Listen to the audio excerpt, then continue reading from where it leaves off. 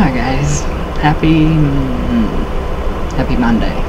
So, I've been up way too early. Way too early. 5 o'clock. 6. Not fun. Not fun at all. I have that taste of sleep. Ugh, it's gross. So, alright. One thing that I want to clear up is I hate it when people, I don't mind, but it really does irritate me when people dissect my sessions for other clients. That's not really appropriate. So,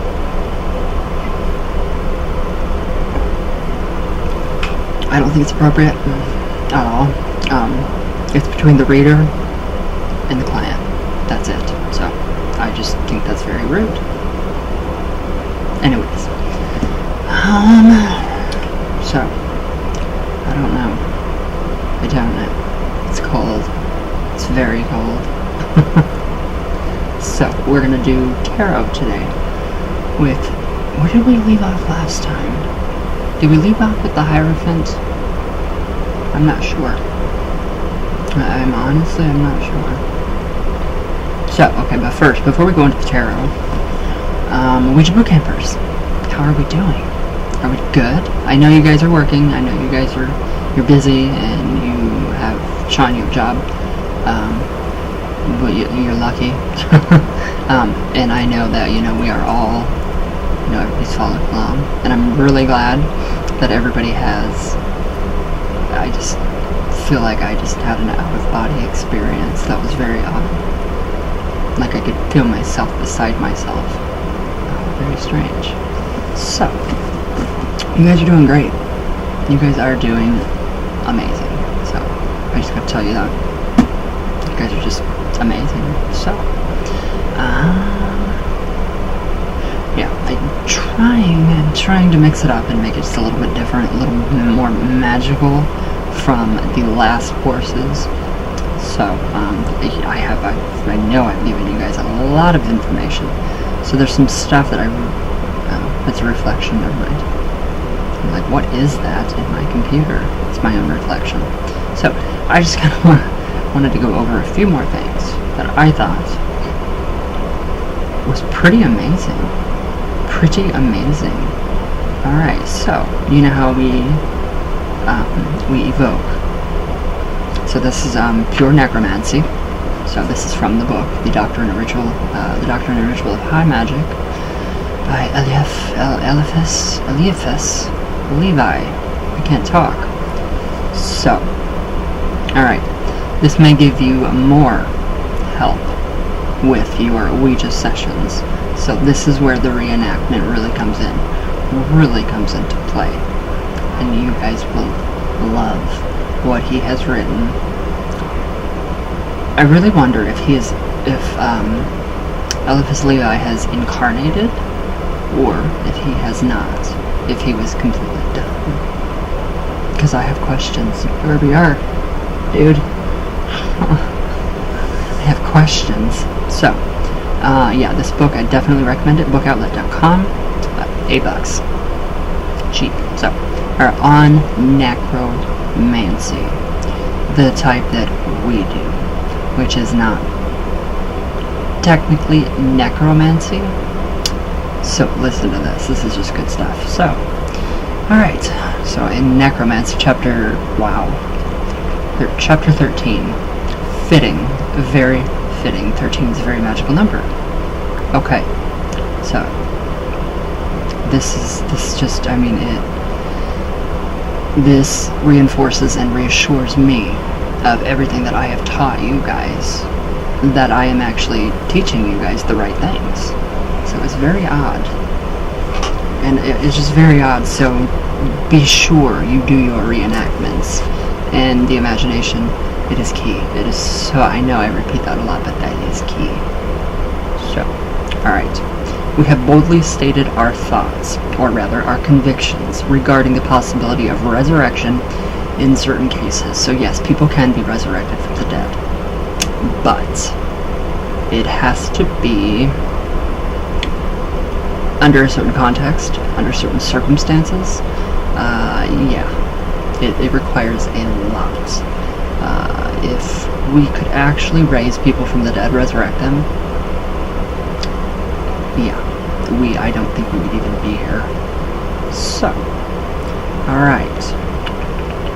Regarding the possibility of resurrection in certain cases, we must complete the revelation of this arcanum here by exposing its practice. Alright, so this is where it gets pretty deep. It gets pretty deep for me, and it reassures. It just reinforces everything that I've ever believed about. Well, I have some differing viewpoints from them, because this was written a long time ago, and it's not been updated. So, if Levi were here today, I think that he would be I think if he's either, incarnated or not, I think he's either turning in his grave, or he's happy at just the few select people that have actually gotten his message. So it's pretty good. So we're going to expose its practice. Alright, so death. What is death? Death is just the beginning. It's the beginning of something. So death is the phantom of ignorance. The phantom of ignorance. Alright, it does not exist.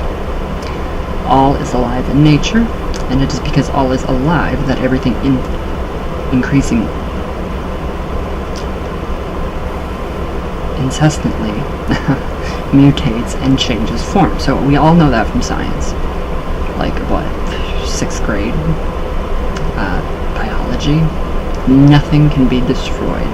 Nothing. So old age is the beginning of regeneration. So, it is life working to renew itself, and the mystery, which we will call death, was symbolized by the ancients as the fountain of youth, where one enters decrepit and exits a child. So basically, reincarnation, or you are going into the afterlife. You are heaven or you're hell, whatever you choose. That's up to you. So that is just a very, very amazing. I thought that was pretty cool. Alright, so the body is the vestment of the soul.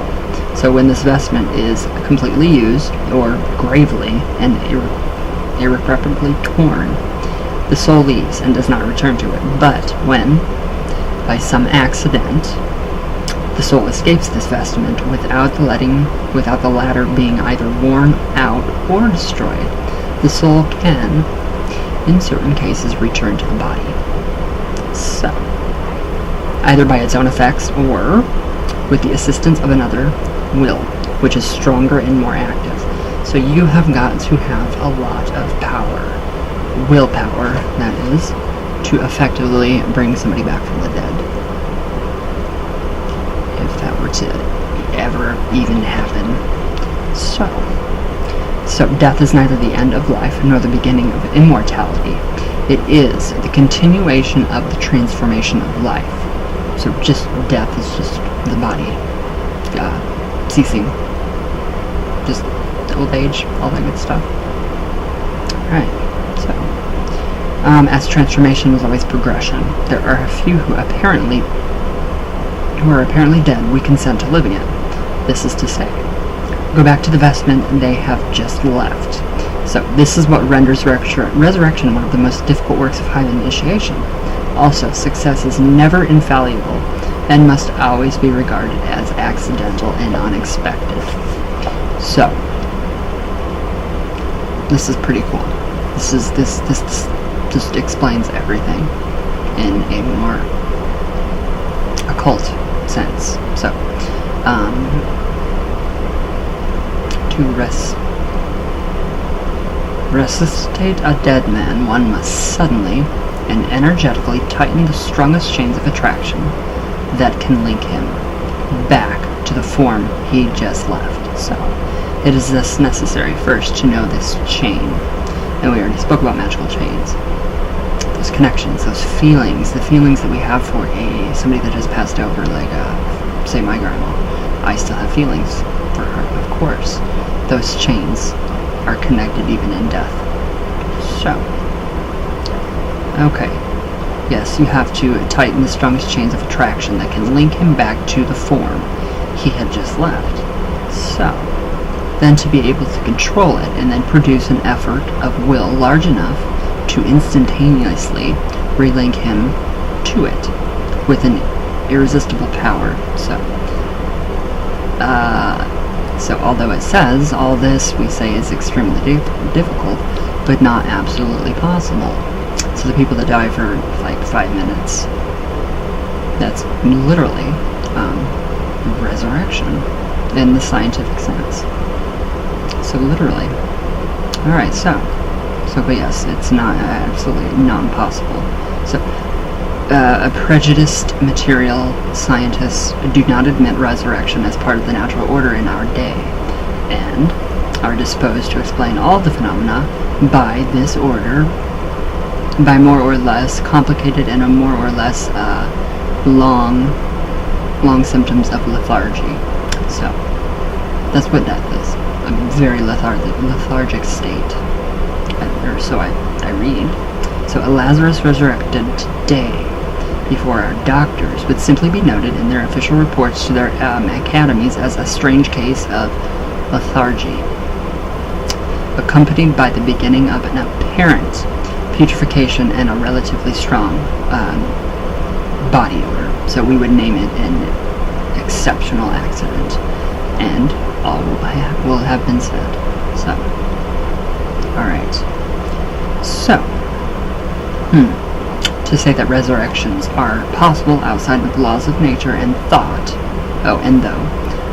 and involuntary, and influence contrary to universal harmony, is to affirm that the spirit of the disorder, the shadow of death, can be the supreme arbitrator of life.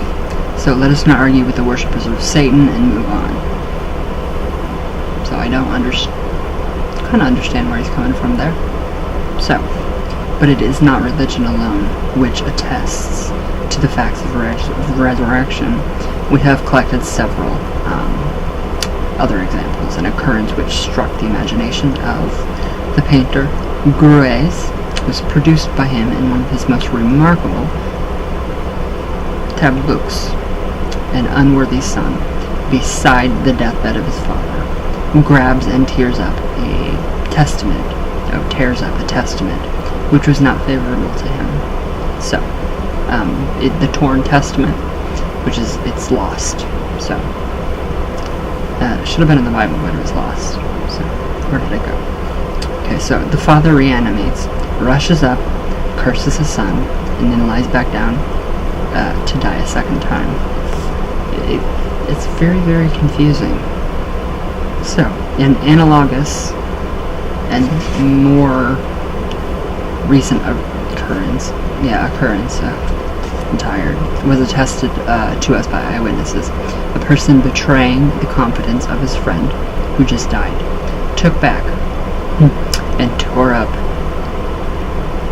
an attestation of trusteeship signed by himself. At that moment, the dead man revived and remained alive to defend the rights of his chosen inheritors, whom his unfaithful friend wished to dispose. That would be amazing for that to happen. So, that would seriously be amazing. So, okay, the guilty man became mad, and the resuscitated dead man was compassionate enough to provide him with a pension. So,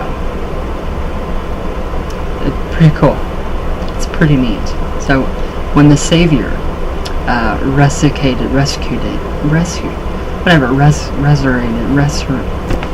when the resurrected, Savior, I'll just say that, resurrected, I don't like any of these other words right now. Alright, the daughter of Jairus, he entered alone with his 3 trusted and favorite disciples. He separated out those who were making noise and crying, while telling them, quote, "This young girl is not dead, she sleeps," unquote. Then, in the presence of only the Father, the Mother, and the 3 disciples, that is to say, a perfect circle of confidence and desire, he took the hand of the child, brusquely raised it, and cried out to her, quote, young girl, rise up, unquote. So, the young girls whose undecided soul, so, no doubt wandered near her body, and who perhaps regenerated the loss of an extremely beautiful and young body, surprised by the accent of that voice, to which her mother and father listened, on their knees, shivering with hope, entered back into her body, opened her eyes, got up, and the master immediately ordered that she be given something to eat, so that the life functions would restart a new cycle of absorption and regeneration. Can't read. So, that's biblical, very biblical. I'm not 100% sure about that. But yes, that was pretty cool. Pretty cool. So, alright. Now, the resurrection of a dead person is the masterpiece of magnetism, because one must, to accomplish it, exert a type of sympathetic omnipotence. So it is possible in cases of death, due to congestion, suffocation, and lethargy and hysteria. So, those are some of the instances that you can come back.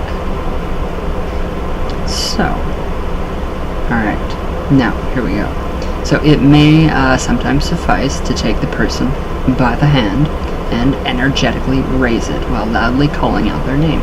So this procedure, which ordinarily works for fainting episodes. So that's what you do when someone faints, like smelling salts now. In this time, they would raise their hands up and call their names out. So, this procedure, yes, I already told you that, and can have the same effect on death when the acting magnetizer is gifted by a sympathetically powerful speech and possesses what we can call an eloquence of the voice. So, he must also either be tenderly loved or respected by the person upon whom he wishes to act. So, and he must perform his work with a great surge of faith and of will, which cannot always be found within oneself during the first shock of a great sorrow. So yeah, totally. I totally get the first shock of a very great sorrow. It's terrible, it's awful. You are just completely lost. You guys all know how that works. So, what we vulgarly call necromancy has nothing to do with resurrection. That's not necromancy. So, and it is also highly doubtful that in operations relative to this application of magical power, one actually makes contact with the souls of the dead whom one evokes. So, there are two types of necromancy: the necromancy of light and the necromancy of darkness. Evocation through prayer, the pentagram, the perfumes, and evocation through blood, imprecations, and blasphemies. So, we have only practiced the first ourselves, and we do not counsel anyone to devote themselves to the second. So, just a word of warning. So, it is certain that the images of the dead appear to the magnetized persons who evoked them. It is also certain that they never reveal any mysteries regarding the next life. Okay, so that's kind of funny, because of today, of everything that has happened today, the modern talking board, the Spiritist movement. There are numerous books that do account for what is to come in this next life, what it's like in the afterlife, what it's like in different different worlds and dimensions. So, this is why I wish he was alive. I would love to have a conversation with this man right now. That would be amazing. So, alright, but yeah, it says that they never reveal any mysteries regarding the next life, which is, I will argue that is wrong, because I've got it on camera, like almost 2,000 videos.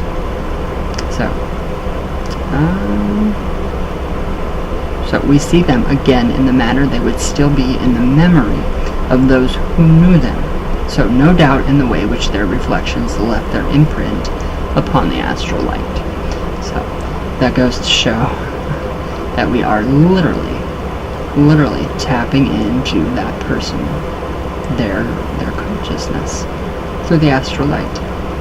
So, when specters are evoked and respond to the questions one asks them, it is always through signs or by imaginary and interior imagination or impressions. So, this is where the subconscious mind comes into play, big time. This is where the imagination comes into play, big time. So, never with a voice which actually hits the ears. And this is relatively understandable. How can a shadow talk? It can't. With what instrument would it make the air vibrate, hitting it in such a manner as to make one distinguish sounds? So, I disagree. I disagree with that. Because of the board. So, one experiences, however, electrical contacts during apparitions, and these contacts seem sometimes to be produced by the phantom itself. So, but literally, I don't evoke her, my grandma. Well, I do, yeah, I do. But I am not evoking her for what they would have done back in this long time ago. So, alright. Okay, but this phenomenon is entirely interior, and must have as an only cause the power of the imagination and local peaks in occult power, which we call the astral light. So, there we go. This is very good.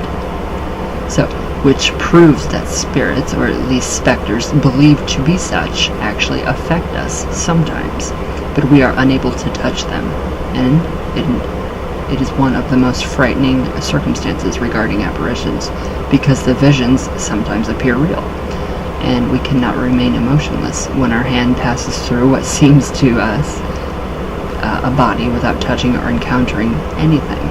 So that's totally besides the point. So, it's pretty good. It's pretty good. So, here is what I wanted you guys to hear. So, evocations must always be motivated and have an honorable goal. So, like we always say in Ouija, always make your intentions very good. What you get is what you're thinking about. So that is why you always have an honorable goal. Otherwise, they are operations of darkness and folly, very dangerous to the mind and health.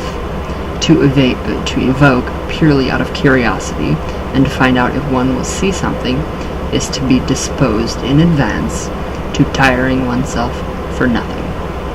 So, that says a lot right there too. The high sciences admit neither doubt nor puerility, whatever. So, an honorable motive for an evocation can be either for love or for knowledge. What do we do all the time in our Ouija sessions? It's always for knowledge. It's always for love, out of love. So, where did I go this time? Where did I go? So yeah, it's always for knowledge or love. So evocations of love require fewer materials and are, in any case, easier. So here is how one must proceed. This tells it. This reassures me that what I tell you guys is actually pretty interesting. So tell me if this next passage relates to anything that I have taught my Ouija boot campers in how to prepare for a Ouija session or how to channel someone. So, you must first carefully gather all the memories of the person you want to see again, the objects he or she used, and which have kept their imprint, and furnish either a room with which that person occupied while alive, or a similar locale with his or her portrait. This gets interesting. So, veiled in white, in the middle of flowers that person liked, and that you renew every day. Then you must observe a precise date, a day of the year, which was either his or her birthday or the happiest day for your affection and for theirs, a day in which we assume that their soul, no matter how happy it is now, could not have lost the memory of. So, it is that every day that you must choose for the evocation and not for which you must prepare for during 14 days. So this is a very long preparation, what he is going into. So during that time, you must be sure not to give the same proofs of affection to anyone else which the defunct had the right to object from you.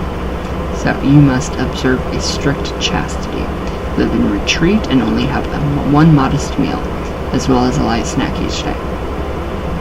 And, yeah, so every evening at the same time, you must close your eyes, close yourself off with a single low light, such as a small funeral lamp or candle. So in the room, consecrated to the memory of the regretted person.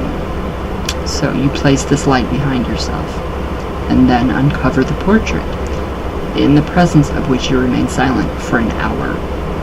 Then you perfume the room with a little bit of good incense, and you leave by walking out backwards. It's very similar to going to the crossroads and walking out backwards, or spinning around 3 times, or doing whatever you gotta do. Very amazing. Just a little note, Levi neglects to mention that you must, of course, replace the veil over the portrait before leaving. So, this is just his way, though.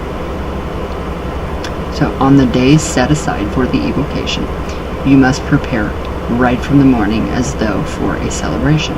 Do not speak first to anyone the entire day. This all seems very oddly familiar. And I know I've read this, but it just seems oddly familiar. So, eat a single meal of only bread, wine, and roots or fruits. The tablecloth must be white. So you will set the table for 2 and break off a portion of the bread, which must have been served whole. You will also place a few drops of wine in the glass of the person you wish to evoke. So, basically, this is kind of in what we in traditional witchcraft would call the red meal. Only with the red meal is for pretty much the same thing. So this meal must be eaten in silence in the evocation room. Okay, now, in the presence of the veiled portrait, then you carry away all that was used for the meal, except the defuncts or the ancestor, whoever you're trying to talk to, their glass and their portion of the bread, which will be left before that portrait of them. It's very similar to setting up an ancestral altar, very similar to setting up a bovida. So, in the evening, at the habitual hour for visits, you will go back into the room in silence. You will light a bright light with cypress wood, and you will throw incense into it 7 times, while pronouncing the name of the person you wish to see again. You will then put out the lamp and let the fire die. So you do not unveil the portrait on that day. So this is a very different type of evocation. Very different, which I thought was pretty interesting though. So, now, when the flame has gone out, you will add more incense to the coals, and you will invoke God according to the formulas of the religion to which the deceased person belonged, and according to the ideas he or she herself had of God. Alright. Now, that's common knowledge for all of this. Now listen to this, you guys. This is incredible. This is where I was like, whoa. Are you watching me? This is where it got really cool. Alright. You must, when saying this prayer, identify yourself with the evoked person. Okay, this is really what gave me chills. That's giving me chills right now.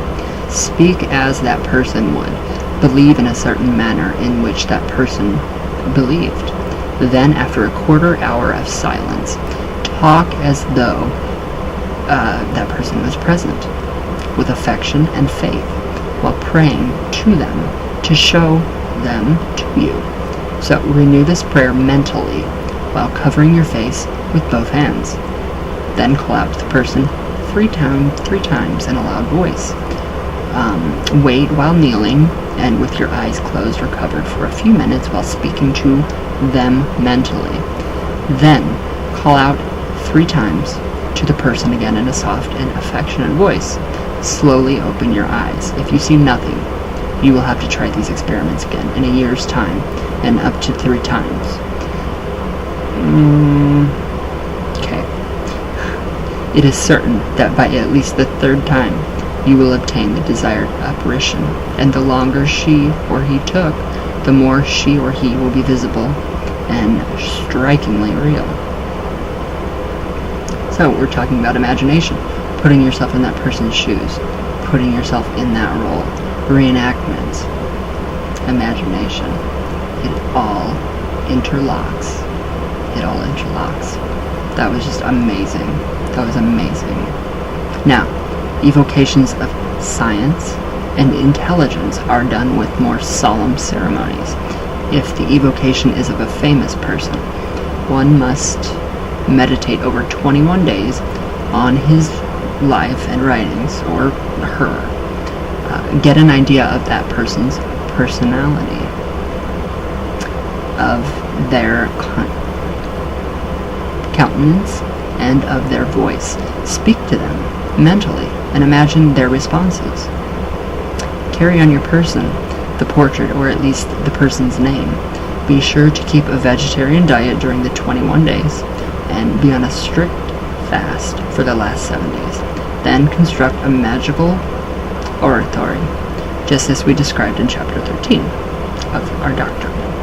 The oratory must be entirely closed, but if you must operate during the day, you can leave a narrow opening on the side where the sun will be at the hour of the evocation, and place before this opening a triangular prism. You guys know where we're going with this? Then a crystal globe filled with water in front of the prism. Now, if you must operate at night, you will place a magical lamp in such a manner that its unique ray will fall on the smoke from the altar. The goal of these preparations is to provide the magical agent with the elements for physical apparition and to also relieve the tension of our imagination, which we do exalt without the risk of becoming an absolute dream illusion. Wow, that is amazing. Alright, it's amazing. That seriously is amazing. Just everything that he said. It's incredible. So, alright, now, continuing. The brazier of the sacred fire must be in the center of the oratory, and the altar of perfumes not very far away from it. The operator must turn towards the Orient to pray, towards the Occident to evoke. He must be alone or assisted by 2 people who keep a strict silence. He will have magical vestments such as we described in the 7th chapter, and will be crowned in verbena and gold. He must have bathed before the operation, and all of the clothes underneath must be perfectly intact and clean. So this is amazing right here. Begin with a prayer appropriate to the genus of the spirit you wish to evoke, and which we approve of, and which we could approve of were he or she still alive. So, thus, we would never evoke Voltaire, for example, by reciting orations in the style of Saint Brigitte. For the great men of antiquity, you will say hymns of Cleanthes or Orpheus, with the sermon, which ends the golden verse of Pythagoras. when we evoked Apollonius, we took a ritual. We took as a ritual the philosophical magic of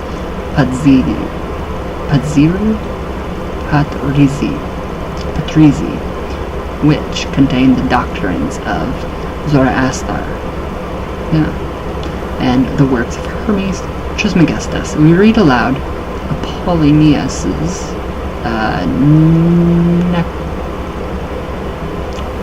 I don't know what the fuck that word is. Necromancy in Greek, and we added the following conjuration. So, if you guys can read that, that's the conjuration. It's in Greek. I can't read it. Can you?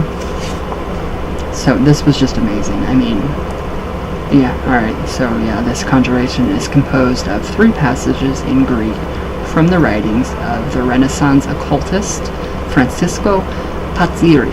In English they read of Counsel, the ruler, the thrice great Hermes, the father and guide of all medicine. And then it goes on and on and on. So, quite interesting. Quite interesting. I just thought that was amazing that he suggested to put yourself in their shoes. Reenact, basically. For the evocation of spirits belonging to the religions emanating from Judaism, one must say the Kabbalistic invocation of Solomon, either in Hebrew or in any other language that you know, was familiar to the spirit being evoked. So, it's pretty cool. It's pretty cool. It's just really amazing. I mean, the science behind literal resurrection. So, most of all, one must remember well. Listen to this, guys. This is serious. This is very serious. So, I will repeat this. Most of all, one must remember well in the conjurations that the names of Satan, of Beelzebub, or Adramelech, and the others do not designate spiritual unities, but the legions of impure spirits. Quote, I am called Legion, unquote. The spirit of darkness says in the gospel, quote, for we are many, unquote. In hell, anarchy reigns. It is the crowd that rules, and progress occurs in the inverse direction. That is to say, that those who advanced in satanic development, and I don't mean like Satanists, people that literally worship the devil as the devil and believe he is real and not, most Satanists here in the United States don't believe the devil is actually real. So, okay, so those who most advanced in satanic development, which would be totally like just outrageous sacrificing of animals, of actual people, just terrible, pretty much describing Crowley, just contorting and distorting. So, in consequence, these people in consequence are the most degraded, are the least intelligent, and the weakest. Thus, a fatal law pushes demons to descend when they believe and wish to climb up. So, what you ask for, you receive. It's true. So, also, those who call themselves the leaders are the most impotent and the most despised of all. As to the mass of perverse spirits, they tremble before an unknown leader, invisible, incomprehensible, capricious, implacable, implacable, who never explains his laws, and who always has his arm extended to strike those who cannot perceive it. So, pretty cool, I thought anyways. So, but this phantom is nothing but a shadow and a memory of God is that. A memory of God disfigured by their voluntary perversity. So that's how the devil came.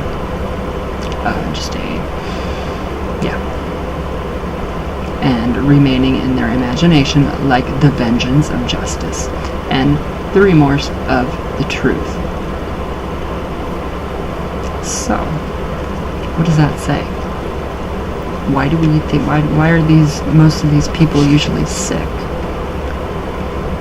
Why are they usually sick and not happy or not healthy?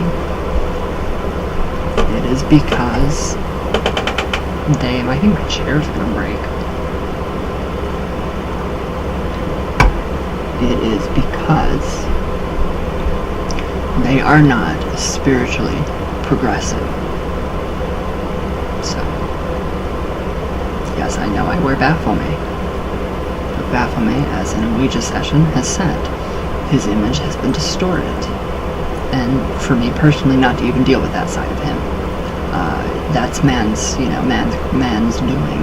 Man ruins the gods, the goddesses, the spirits, all of it. Religion, everything. There we go. So, take that all into consideration when you are doing your Ouija work. Just always be safe. And thus, why I tell you guys to do the reenactments, put yourself in their shoes. Boom, you are creating that magical chain.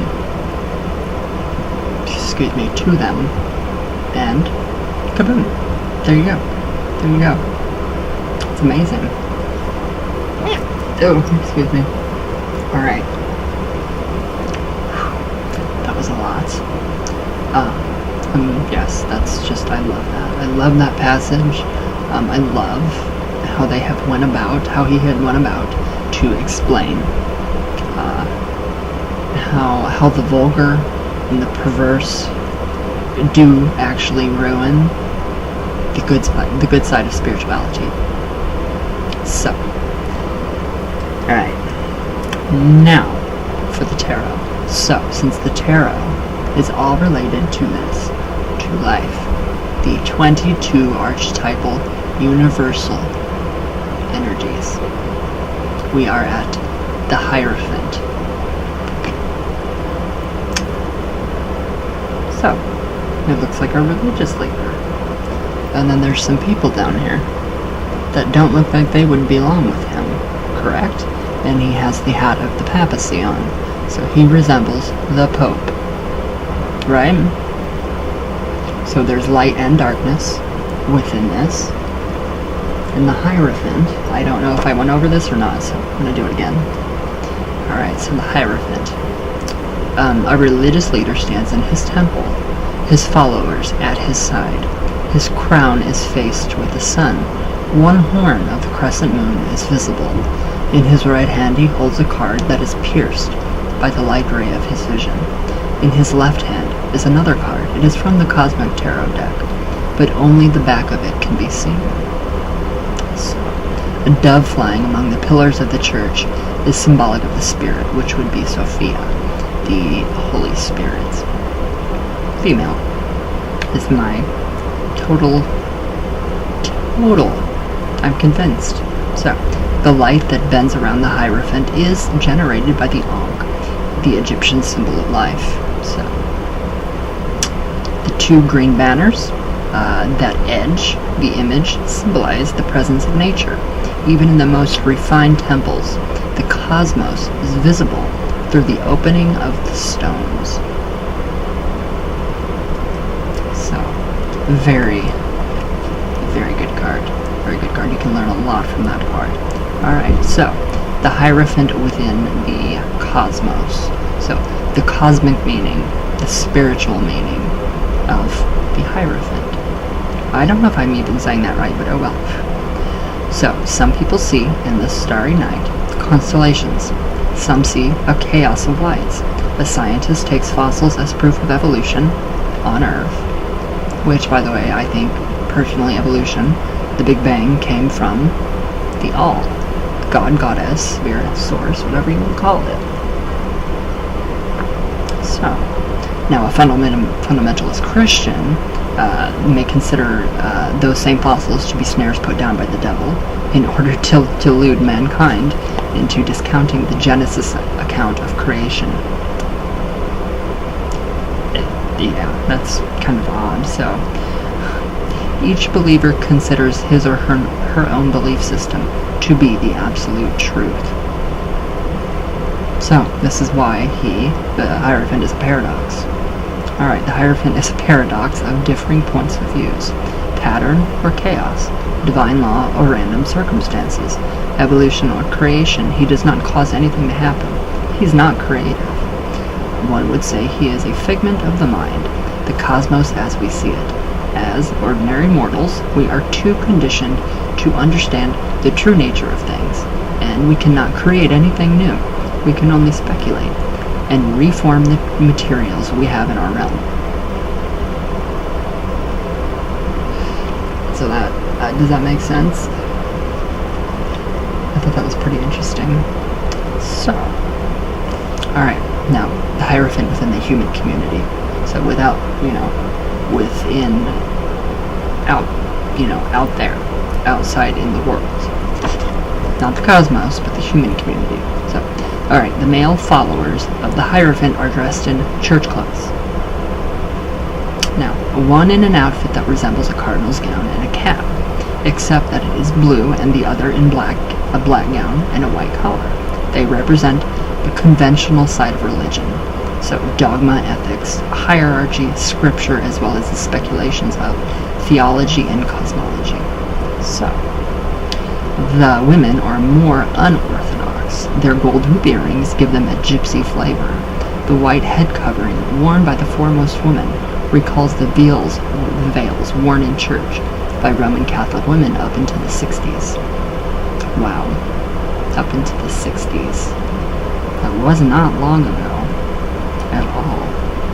Okay, but now abandoned by most Western women. The starry headdress, decorated with a feather worn by the other woman, hints at the imagination's flight in the cosmos. So, the women are the unconventional side of religion. Visions, practices abandoned or banned by religious authorities, creation of personal rituals, intense and single-minded devotion, the blending of indigenous and colonial religions. Does make sense. It does make sense. So everybody can relate to that. Everybody can relate to that. I know that. So, where'd I go? Okay, established religion has its place. Not everyone can be a mystic, a hermit, or a leader. Some degree of stability is beneficial for most people. Yes. That is very true. I admit that I have to have, my faith. I have my faith, which is traditional craft. So, that is my stability. So some people, some degree of stability is beneficial for most people, and many appreciate the guidance of tradition and dogma. People do. People really do. You're conditioned to too much, and you become used to it, and it's just the way you believe.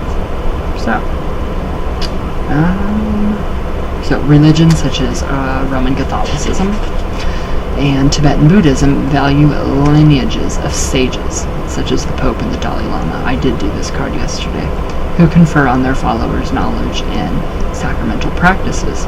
The Hierophant as church ideally protects solitary travelers, as well as guiding those who wish to follow a more populated road.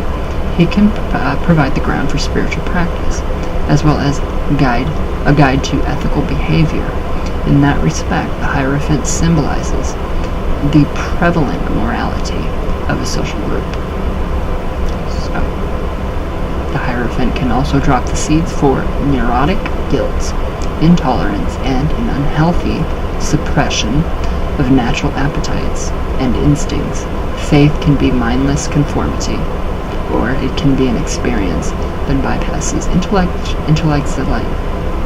intellectualization and selfish calculation to come truly from the heart. Church buildings, meditation centers, mosques, temples, the physical structures of religion are indicated by the Hierophant, but are not needed. So, where'd I go? Oh, alright, so now, the individual within us. So, the Hierophant is a priest, preacher, teacher, friend, or group of kindred spirits who connects with us in prayer and meditation, or in a philosophical or ethical quest. He is likely to be a member of a conventional religion or faculty in an academic institution. So, his use of ritual is always elegant and effective, even if that ritual consists only in taking a certain posture to pray, such as kneeling or sitting cross-legged. One of the Hierophant's more extraordinary qualities is the ability to communicate directly with individuals, even while teaching a large group. So, possibly the Hierophant is an opportunist who uses his status to draw material and sexual favors from his students. So, he may relish the power to save or damn those who fall under his spell or the spell of the doctrine he preaches. But what does he preach? A true spiritual teacher, male or female, as a friend, he accepts us as we are, not as robotic-like, brainwashed cultists. An authentic teacher discourages blind faith and dumb compliance. Trust is not a demand, but rather a natural, growing part of the relationship. Once a metaphysical bond is established between teacher and student, it is never broken. The teacher will never give up on the student will never lose the teacher, even in death. Pretty cool. So we can see the Hierophant as one who leads us on the path to spiritual realization, or as the path itself. So, that is the Hierophant. So hopefully we can learn something from these. Hopefully. Okay, the next one will be the Lovers. So the Lovers is completely different in the Cosmic Tarot deck. Sorry guys. My lips hurt. I'm gonna do one more card and then I gotta get going.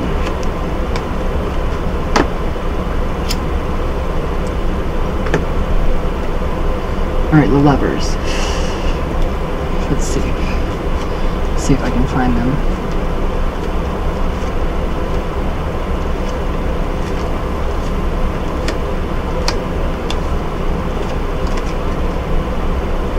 Whoa, really? Did I forget the Lovers in my card deck? Temperance, the Hangman, the World, Judgment, the Star, the Empress, the Hermit, the High Priestess, Strength, the Tower, and the Fool. And the Hierophant. Alright, I don't have... Oh, that's right, I took it out.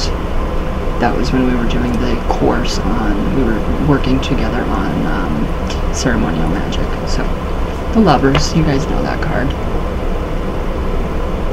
Right there, so. Now the Lovers. A man and a woman kiss each other tenderly.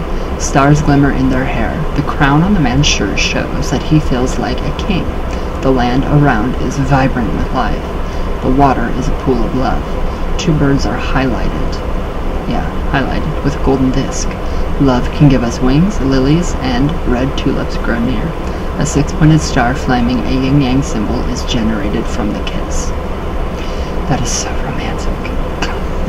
I love that. So, within the cosmos, the universe as perceived by the human mind comes forth from the interplay of opposites, male and female, light and dark, cold and hot, good and evil. Love unites opposites. In marriage, in reconciliation, and forgiveness. In creation, the yin-yang symbol, which is round in shape, and the curved border between the light and dark, shows the dynamic energy that ignites and unites opposites in the dance of the cosmos. So, it is the cosmic dance. Love is the cosmic dance. So, where did I go? Oh, okay, the lovers in the human community, so without or all around us. Okay, all aspects of human society fluctuate over time. Technological innovation and conservation, communism and capitalism, conservatism and progressiveness, ethnocentricity and pluralism, hedonism and temperance are only a few of the opposing forces that flicker on and off, election by election, generation by generation. The yin-yang sign shows that an opposing quality is inherent in each element, a dot of light in the dark, a dot of dark in the light. Yeah, it makes sense. Obviously it makes sense. So, the Lover's card can be seen as the harmonious society in which all differences are resolved and all opposites reconciled, which I think would be amazing. More realistically, the Lovers is society as we know it, especially in places where differing points of view can be expressed freely and must be accommodated, like marriage. It has its ups and its downs. The Lovers can represent a time period in which a nation or a group of people plunges into a crucible of change. A time in which the people will stand united or fall divided. It can also signify a treaty, alliance, or agreement between nations. That's kind of what's happening right now in the United States. All around the world. So, that's good. That's good though. That's love energy. That's awesome, good energy that we want. So, alright now, the Lovers as the individual within us. So, the image of the Lovers plays a role in all human life. Whatever our lifestyle or orientation, it can torment us with the reminder of unrequited love, widowhood, or loneliness. It can inspire devotion in a lover, a husband or a wife, or in a celibate who yearns to unite with the divine. So the urge for a partner, a mate, is often expressed as a wish. For completion, a spouse is called, quote, the holy, or the other half, unquote, implying that wholeness is in the couple, not in each individual, which is false, because you don't need anybody but yourself to be completely complete, full. So, so by itself, each element in a dualistic formula is complete. The Emperor is a cold, tyrannical father without the softening influence of the Empress. The Empress is an overindulgent mother without the discipline of the Emperor, which I really like the Empress a lot more. So, where'd I go? Okay, so we are often attracted to those who have traits we feel are lacking in ourselves. A mature love relationship between friends or lovers is one in which the partners are able to share each other's qualities without exerting the relationship to solve all problems and fulfill every single need. So, the Lover's card is not a romantic fantasy. It is the readiness to love and to be loved. It can indicate a lovable and loving person, the self, or someone other. So, what time is it? Yes. Alright. Do I have time for one more card maybe? I'm not sure. Yeah, I do. So the Chariot, which I see as Osiris. Just amazing. Watch, I don't have the Chariot in here either. I'm gonna be mad if I don't. Because I should. Strength, Tower, the Fool, the Hierophant. No, I had to take that card out. So I am missing some cards in that deck. So the Chariot within the Cosmic Tarot. So, ouch. There we go.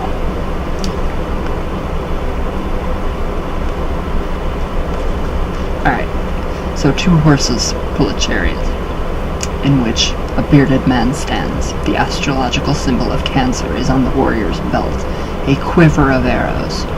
I like that, a quiver of arrows and a bow are behind him. In the background is a castle. Alright, now the chariot within the cosmos. Whereas the lovers sowed union, or at least cohabitation and cohabitation of opposites, the chariot shows a dynamic and tenuous duality. The horses of the opposite colors do not blend, as do the parts of the yin-yang symbol. They are bound, not united in harness. Change in nature is often a result of competition. The animal or plant that wins access to nutrition, habitat, and sexual partners will reproduce in the greatest numbers. Mutations that gain an edge in the survival game will end up at the norm, to be displaced by more change. Not too terribly bad. Alright, so where did I go? So the chariot is the force of change called evolution. So it occurs over centuries or over days, step by inexplorable step, like natural evolution. The chariot's path is both constructive and destructive. You're the chariot. You're the one riding your horses, your life. You're in charge. So some will survive, others will go extinct. The chariot driver may be headed toward a more visible situation, or he may take a wrong turn and dash into oblivion. Alright. That's it. Alright. So the chariot within the human community. So society, like the natural world, evolves under stress. Tensions among factions, classes, generations, and ethnic groups become too strong to be ignored or resolved. Revolutions, formations of new countries, decolonization, shifts of power right or left, as well as new suffrage laws, replacement of human labor by technology, and civil rights reforms are examples of social evolution. So, the chariot is unstoppable on its path. Social change can bring a feeling that, for better or worse, there is no turning back. Like changes in the natural ecosystem, every social change has reverberations that reach beyond the obvious.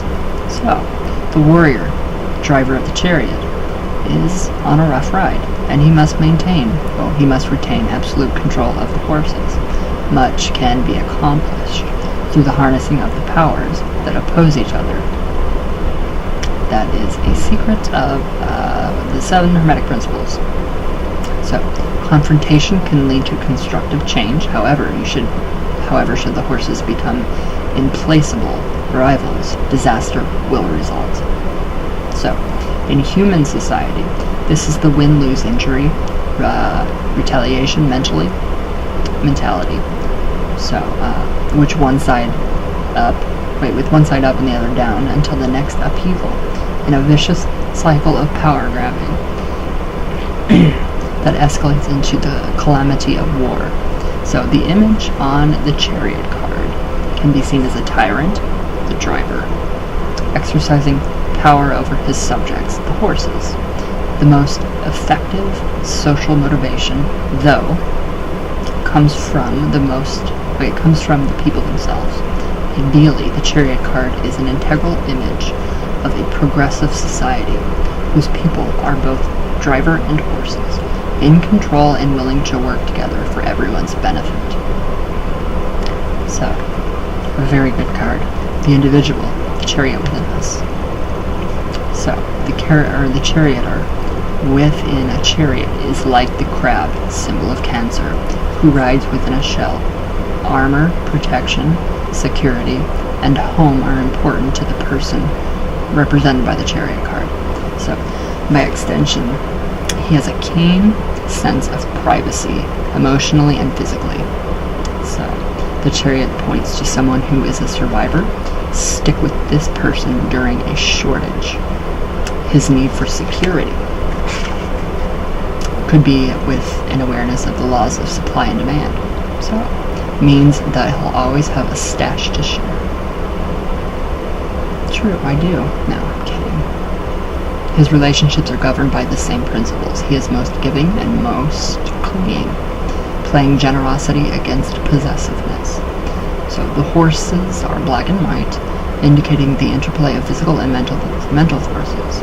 Everyone faces in important or trivial ways what seems to be a battle between body and mind. Diets and alarms, clocks are a few of the battlegrounds. Diseases such as arthritis, asthma, hypertension, digestive ailments, and even coronary disease, as well as mental conditions such as excessive guilt or scrupulousness, phobias and compulsions, are the damage records of the war within ourselves. So the chariot indicates the need to alternate the energies of body and mind, as well as the need to vary activities. Solitude should coexist with friendship. A bout of hard work should be followed by fun. After a long vacation or period of unemployment, work may be welcome. So, alright guys, hold on one sec. Alright guys, so that is it for today. I'll make a little blog tonight for you guys if you want, and I will be giving you some more assignments, so be ready. Alright guys, so yes, that is all I have to say for today. So we have another day that I can talk for another hour. But alright guys, I love you all very much with all my heart. All the way from Venus, all the way back down. And everybody have a good day. And I will see you guys tomorrow. Too tired. So, alright guys, I love you all and thank you for watching.